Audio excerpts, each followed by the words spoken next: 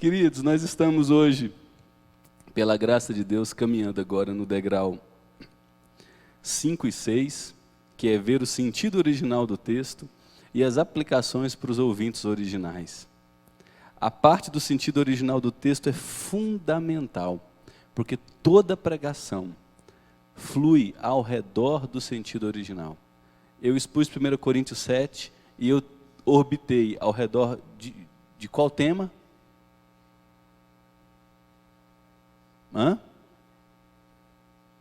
Eu falei sobre dízimo? Eu falei sobre o quê? Casamento e sexo. Esse foi o sentido do texto.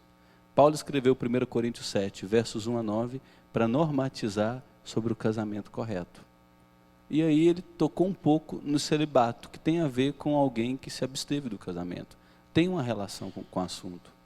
Então o sentido do texto é fundamental para orbitar a mensagem, o estudo bíblico, uma devocional em casa para os seus filhos. Quando você estiver fazendo o culto doméstico, se o texto falar de uma coisa e você falar de outra, você falhou. Então essas ferramentas vão te ajudar a encontrar o sentido original, e eu quero caminhar com vocês rapidamente em alguns textos de exemplo, só para vocês terem como exemplos aqui já. Êxodo capítulo 3. Eu estou pensando em alguns textos aqui, tá certo? Os que vierem à mente, a gente vai caminhando neles aqui. Êxodo capítulo 3. Lembrando que antes de você começar o estudo do livro de Êxodo, você já leu umas 3, 4 introduções, já sabe todo o pano de fundo, quem escreveu o Êxodo, quando escreveu o Êxodo, quais os assuntos tratados no livro de Êxodo, quais os temas teológicos. Você observou vários esboços em várias introduções bíblicas que eu já passei para vocês, aqueles mais de 300 livros divididos em categorias. Você já tem na sua cabeça tudo sobre o pano de fundo de Êxodo. Você sabe que Êxodo vem depois de Gênesis, que Êxodo vem antes de Josué.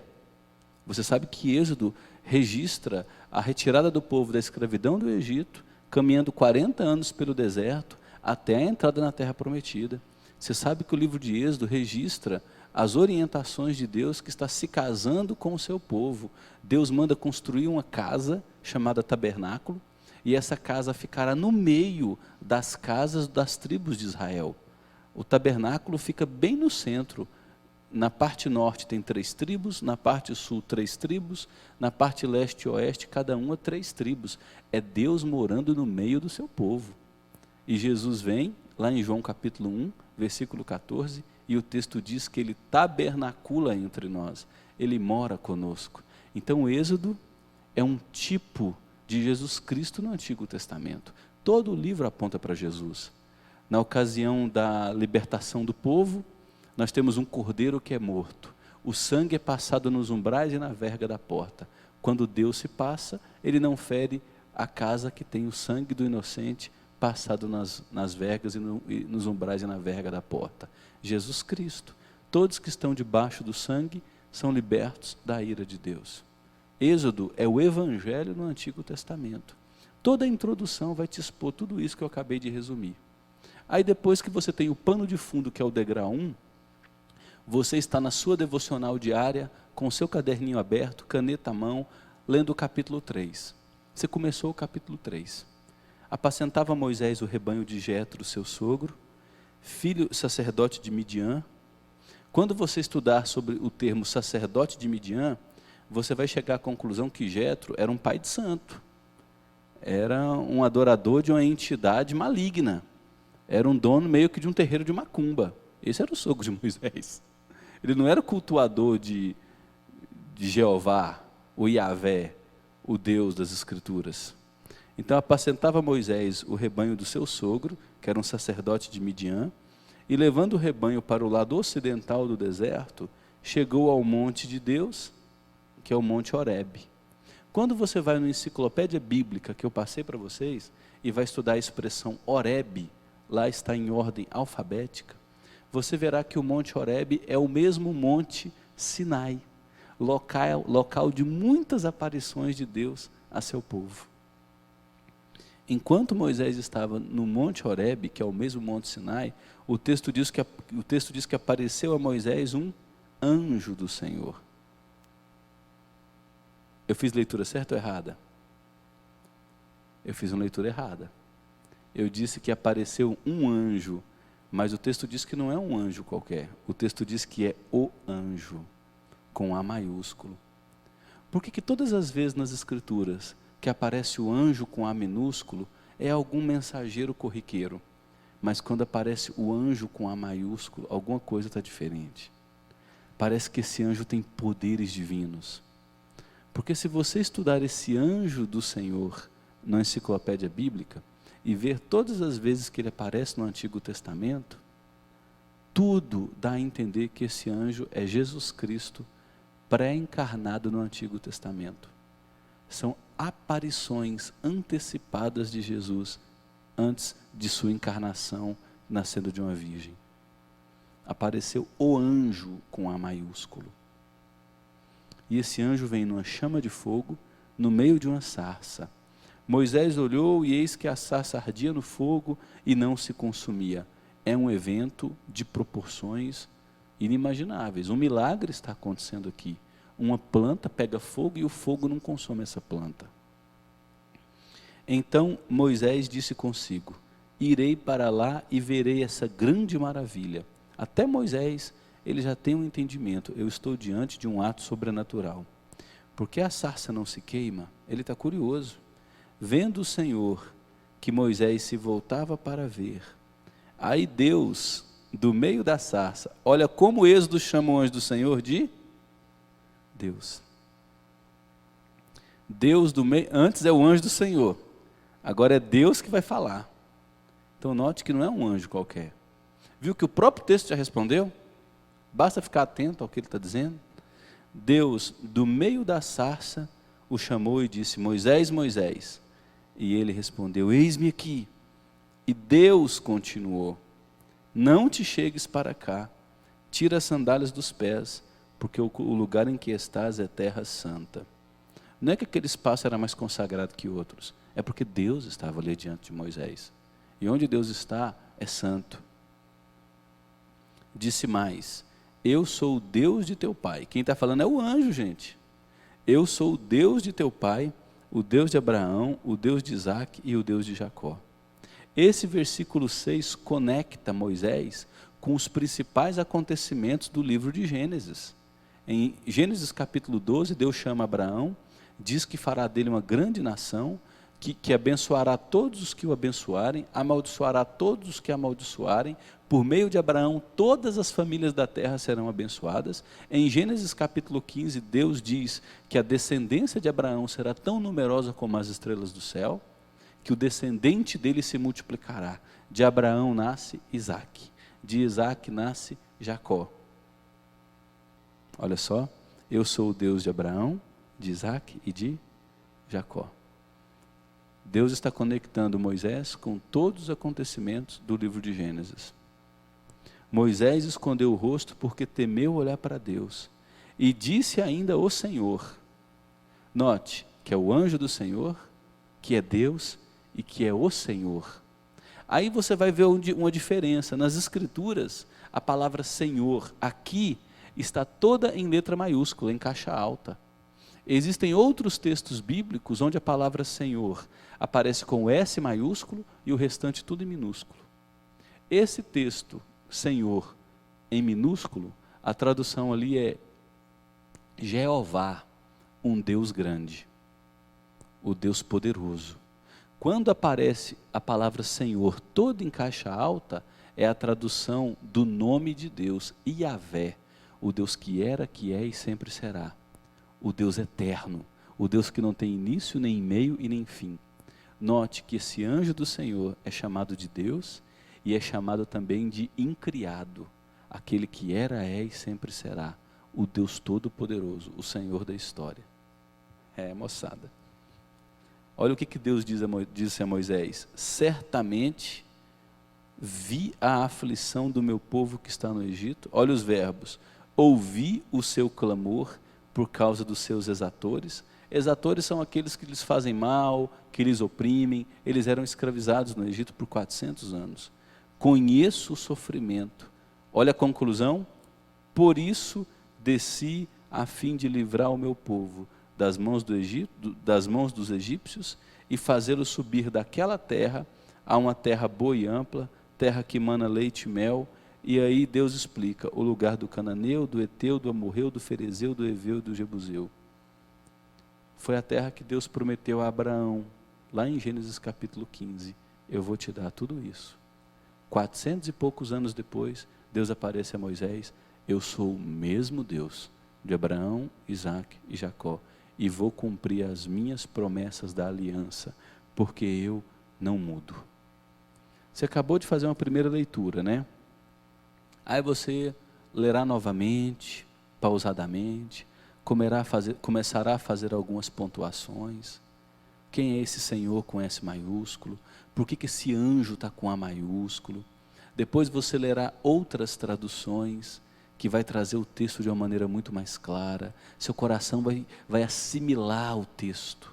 Você não vai decorar, mas praticamente você vai decorar o texto, sem estar se preocupando em decorá-lo, porque você conhecerá o texto. Aí depois, no passo 3, você começará a dividir o texto em frases.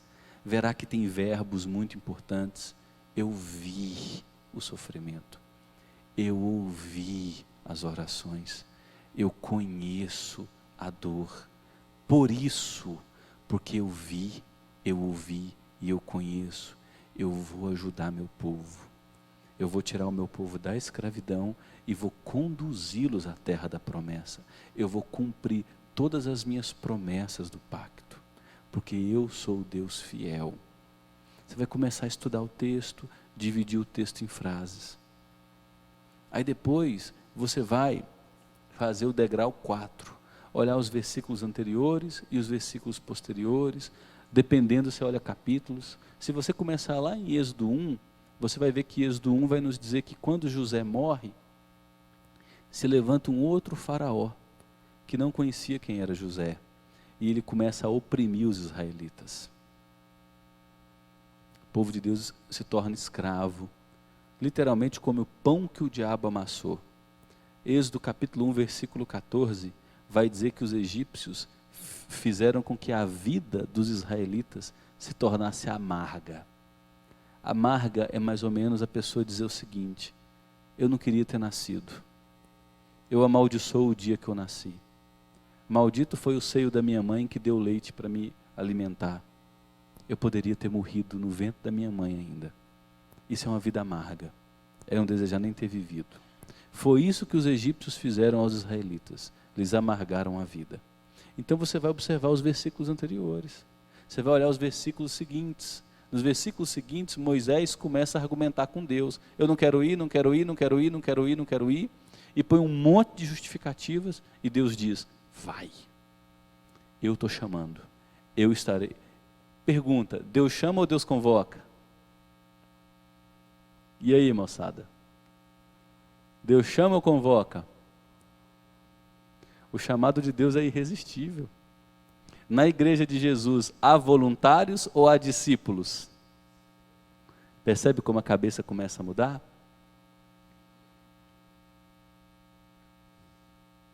Aí Moisés diz, não quero, não quero. E Deus diz, você vai. Eu estou te chamando. Aí Moisés vai para libertar o povo da escravidão. Pronto. Agora você chega ao degrau 5. E o degrau 5 é, eu preciso escrever o sentido original desse texto, em até 40 palavras. Êxodo capítulo 3, versículo 1, até o versículo 8, fala sobre o que, gente? Esse é o sentido original. Deus aparece a Moisés, relembra-lhe que é o Deus do pacto e garante que libertará seu povo da escravidão e o conduzirá à terra prometida. Ponto. Ok? Eu acabei de criar um sentido original com as palavras do Renato. Você vai criar um sentido original com as suas palavras, que é a sua identidade como pessoa. Serão palavras diferentes, mas será o mesmo sentido original.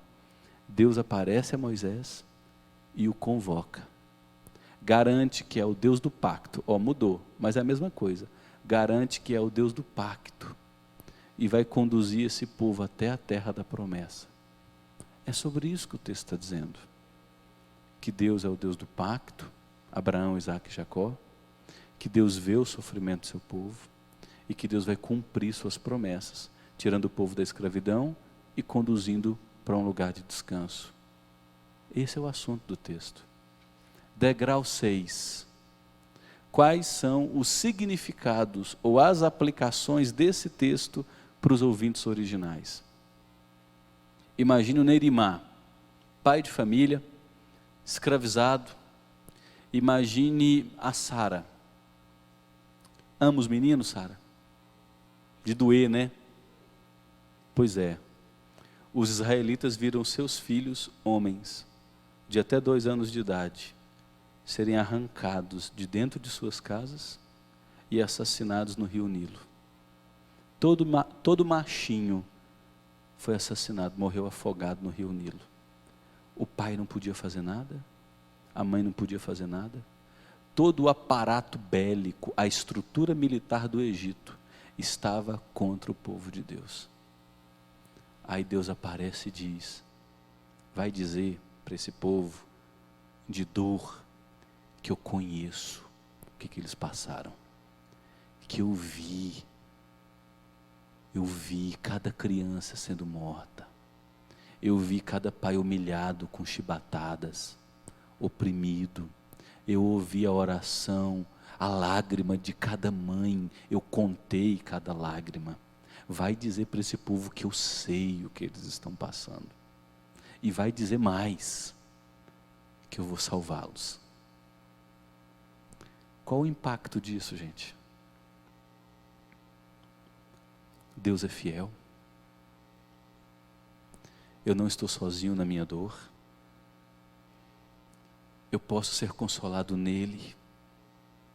Ele não se esquece de seu pacto. O choro pode durar uma noite, mas a alegria vem pela manhã. Deus é meu vingador. Percebe? Todas as aplicações para os ouvintes originais foram retiradas do sentido do texto. Aí agora que você conhece as possíveis aplicações para os ouvintes originais, você pode construir aplicações para a sua vida, para os dias de hoje. A gente vive no Brasil, né, gente? É um país onde a maioria das pessoas está na base da pirâmide, tem insegurança quanto à alimentação de qualidade, a moradia, a violência respira, as nossas ruas respiram violência. Você não pode sair com a sua família 9 da noite para fazer uma caminhada sem ficar com medo de ser assaltado, de ser abordado. A gente vive uma realidade de desemprego assustador.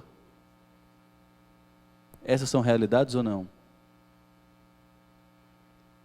Muitos dos nossos filhos, especialmente aqueles que crescem nas periferias das grandes cidades, são aliciados pelo tráfico, porque o tráfico está dentro das escolas, o tráfico domina as escolas. Aí como é que você vai aplicar esse texto para os pais?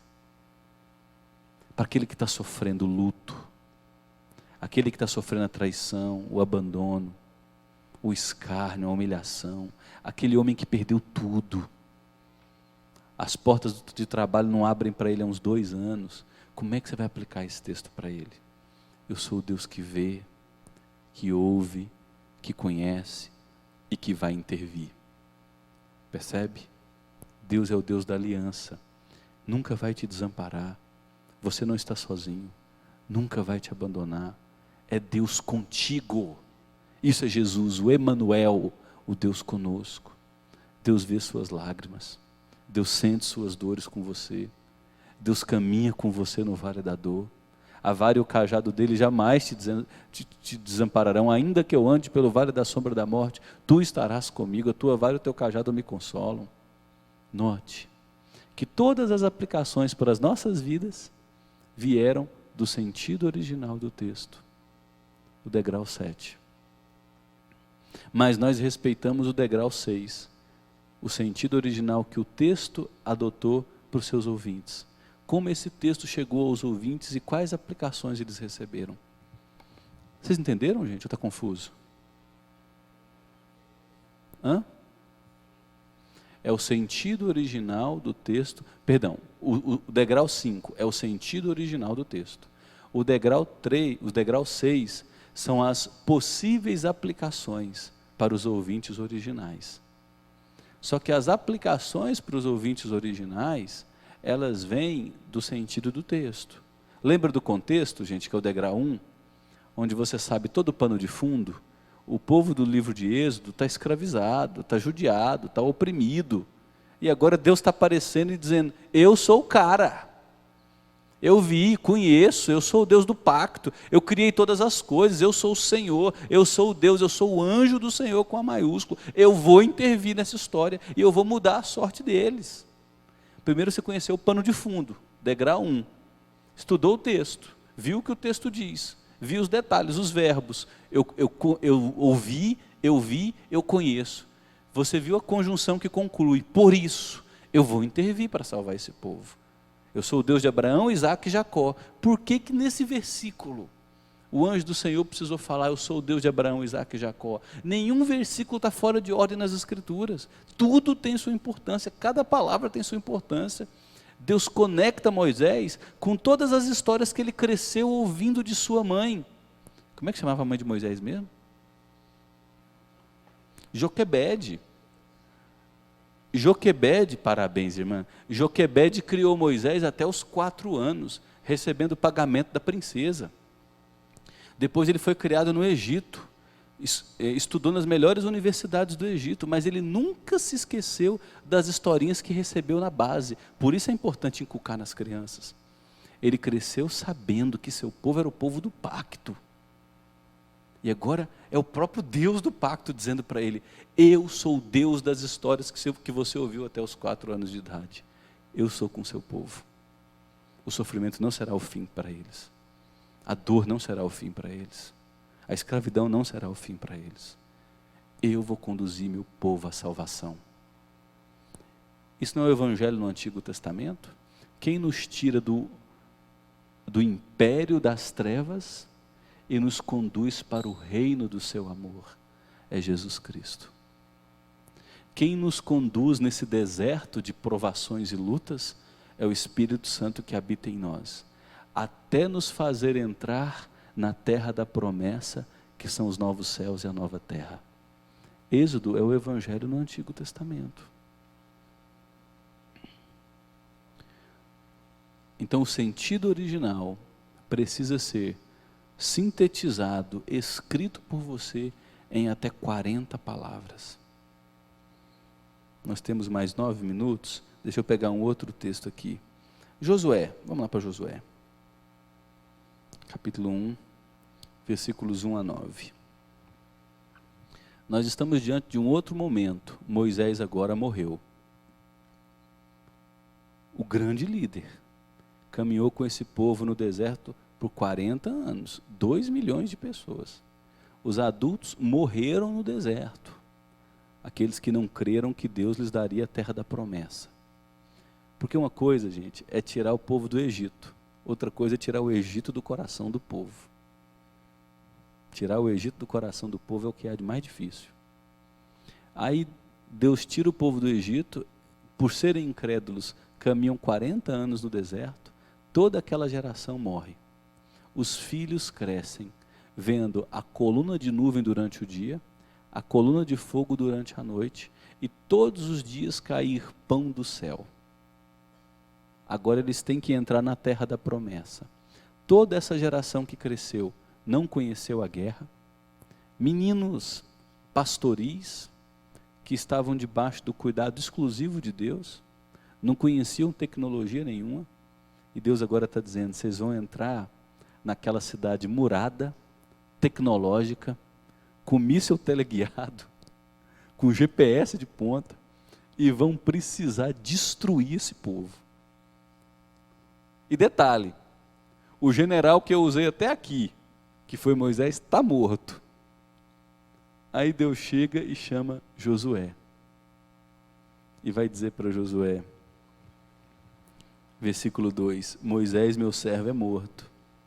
Dispõe-te agora, passa este Jordão, tu e todo este povo, a terra que eu dou aos filhos de Israel. Olha a importância de cada palavra. Quem está dando? Eu estou dando. Não são os filhos de Israel que estão conquistando. Antes deles conquistarem, eles precisaram receber de Deus. Quando Deus nos dá, meu querido, acabou.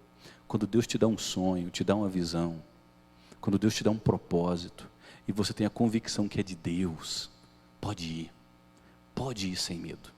Vai ter luta, vai ter dificuldade, mas se você tem a convicção, pessoas não vão acreditar que estão ao teu redor, vão questionar, vão te chamar de lunático, de sonhador, de não sei mais o que.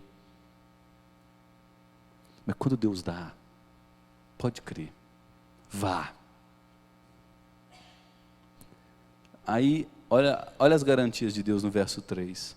Todo lugar que pisar a planta do vosso pé, vou-lo tenho dado, como eu prometi a...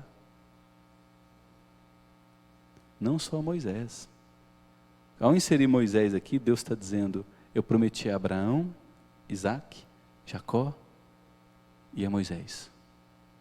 A mesma bênção que esteve sobre Abraão, Isaac, Jacó e Moisés, está sobre você.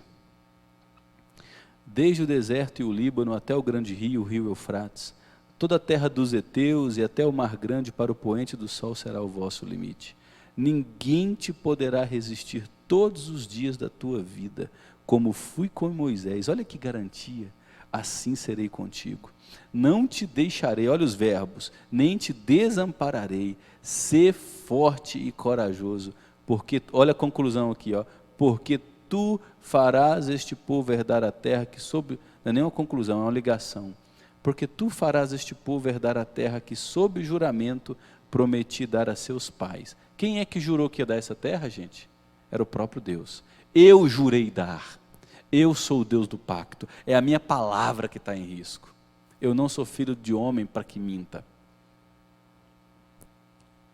Tão somente, a única coisa que Deus pede a Josué, tão somente ser forte e corajoso, para teres o cuidado de fazer segundo toda a lei que meu servo Moisés te ordenou. Dela não te desvie nem para a direita nem para a esquerda, para que sejas bem-sucedido por onde quer que andares. Esse é o nosso problema. A gente tem um sonho, tem um projeto, e depois a gente acha que Deus precisa da nossa ajuda. A única coisa que Deus falou para Josué foi, fica na minha palavra, não preocupa com tática, não preocupa com estratégia, não preocupa com nada, não preocupa com nada, fique na minha palavra, obedeça os meus ensinos, tenha ética, coerência, fidelidade a mim, crê em mim, ouça a minha voz, eu vou te conduzir. Aí quando as pressões começam a vir, a gente começa a dizer, não, Deus ele vai precisar da minha ajuda. Aí a gente arruma um Agar, como Abraão arrumou um Agar. Aí Jacó, que recebeu a promessa desde o nascimento de que seria cabeça sobre Esaú, precisa arrumar uma mentira para enganar seu pai. Fica na minha palavra, eu vou conduzir você. Se eu te dei o sonho, se eu já te dei a convicção, aguarda a minha voz, fica na minha palavra. E olha o que Deus diz, não te desvie dela nem para a direita nem para a esquerda, olha a conclusão, para que sejas bem-sucedido por onde quer que andares. Não cesses de falar deste livro da lei. Por que não pode parar de falar? Porque todo o povo de Israel era o povo do pacto. As promessas do pacto estavam destinadas a todo o povo precisava conhecer a verdade. Se um membro do povo se perdesse, todo o povo se comprometeria. A igreja é um corpo, quando alguém está doente, a igreja toda sente. Quer um exemplo disso? Josué capítulo 7, eles tinham acabado de derrotar Jericó, a maior cidade, e vão conquistar uma cidadezinha chamada Ai, e morre gente demais. Os israelitas sofrem uma derrota vergonhosa. Por quê? Porque uma família, a família de Acã, ouviu a voz de Deus, mas cobiçou uma capa babilônica, um pouco de ouro e prata. Quando um membro do povo está doente, todo pacto fica prejudicado. Fale desse livro, medita nele de dia e de noite, para que tenhas o cuidado de fazer segundo tudo quanto nele está escrito. Então, farás prosperar o teu caminho e serás bem-sucedido. Olha as garantias. Não te mandei eu? Ser forte e corajoso, não temas nem te espante, porque o Senhor, olha só, o Senhor, tudo maiúsculo, que é Deus, é contigo. Eu sou o Deus que vê, que ouve, que conhece. Sou contigo por onde quer que andares. Aí você vai ler esse texto de novo, vai estudar os detalhes dele, dividir os verbos, vai ver as conclusões, vai ficar encantado com a linha de raciocínio do autor, e vai agora escrever o sentido original do texto em até 40 palavras. Esse texto fala sobre a segunda vinda de Jesus? Esse texto fala sobre sofrimento? Não. Esse texto é um texto de ânimo. Deus está convocando Josué para conduzir o povo até a terra da promessa. Diz que assim como foi com Moisés, será com ele. E dá a ele a ordem de ficar em sua palavra. Tudo que ele fizer será bem sucedido. Ponto. Só isso. Só isso. Esse é o sentido original. Aí você vai escrever esse sentido, eu volto a dizer. A Gisele, se for escrever, vai colocar expressões diferentes, palavras diferentes, mas vai ficar no mesmo sentido. Quando a Elisângela escrever, será a personalidade da Elisângela naquelas palavras, mas o sentido será o mesmo. Deus está chamando Josué para suceder o líder Moisés. E dá a Josué a seguinte ordem: atravessa o rio, eu estou contigo, fique firme na minha palavra, não te desvie. Eu vou cumprir minhas promessas. Ponto final, acabou. Quais são as aplicações desse texto? Olha o degrau 6, para os ouvintes originais. Uma multidão de criança que cresceu. Eles estão vendo o Rio Jordão diante de si. Dá para ver a ponta de um grande muro na cidade de Jericó. Gente, eram muros de 15 a 20 metros de altura, tá? 5 metros de largura. Passava 2 carroças e mais 2 soldados. Essa era a cidade. Eles estão vendo e dizem: meu Deus, como é que a gente vai fazer? Aí agora chega Deus e diz: eu serei com vocês. Toda planta que pisar o pé, eu darei. Eu sou o Deus fiel. Vocês caminharam o Mar Vermelho a pé enxuto, por 40 anos viram pão cair do céu, as roupas de vocês nunca envelheceram, os calçados de vocês nunca se gastaram.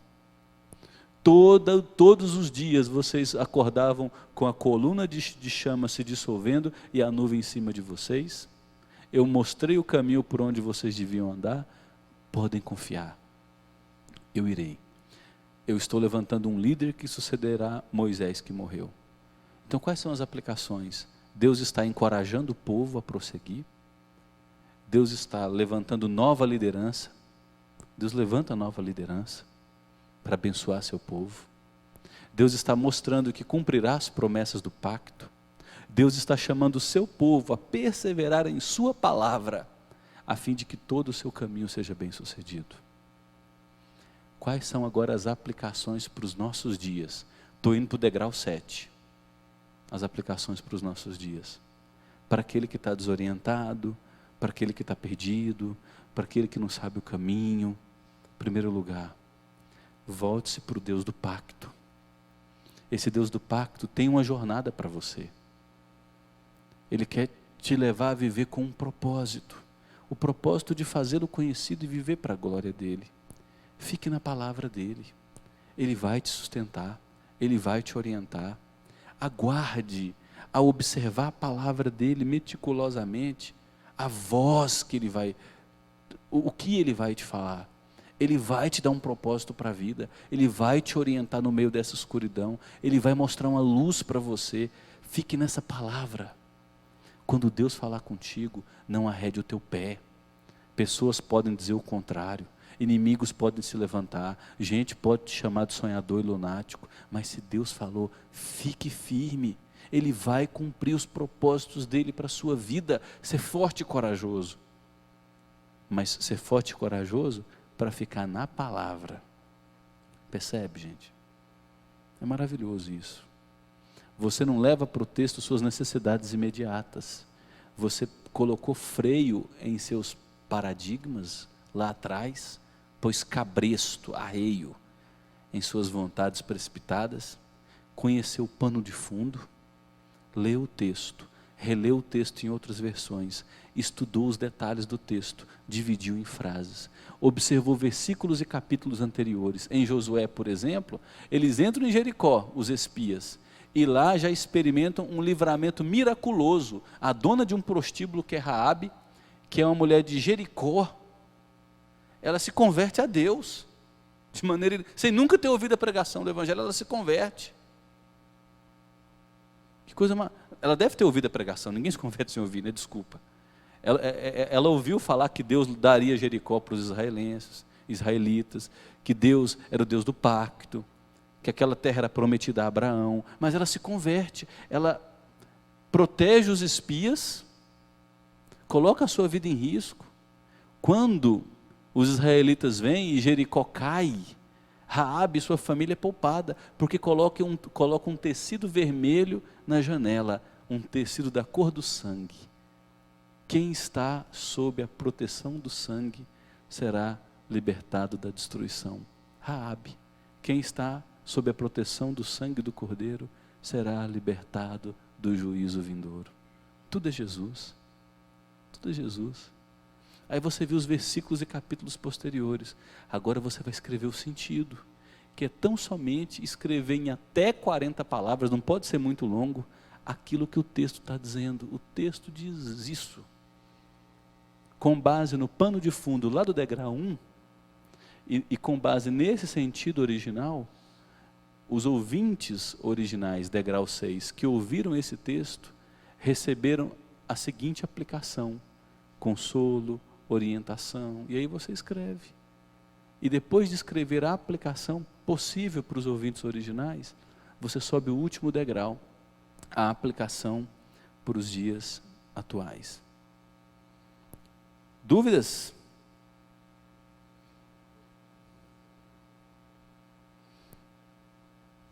Nós temos somente mais 2 domingos. No próximo domingo vocês precisam me entregar já a tarefinha, que é o texto estudado, o texto de vocês, caminhando em todos os degraus até a aplicação. Aí no domingo que vem eu vou investir um pouco mais de tempo, não vou dizer que é a parte mais importante, no degrau 7, que é a aplicação de todo o texto para os nossos dias. Mas antes, eu vou estudar com vocês no próximo domingo mais uns 2 textos do Novo Testamento, uma vez que eu estudei 2 do Antigo, 2 do Novo, para a gente ver o sentido original, a aplicação para os ouvintes originais e a aplicação para os nossos dias. Nessa semana eu vou enviar para vocês alguns modelos de textos que alunos anteriores fizeram muito bem, as tarefinhas de alunos de outros módulos, como eles fizeram para ajudar vocês, tá certo? Sucesso!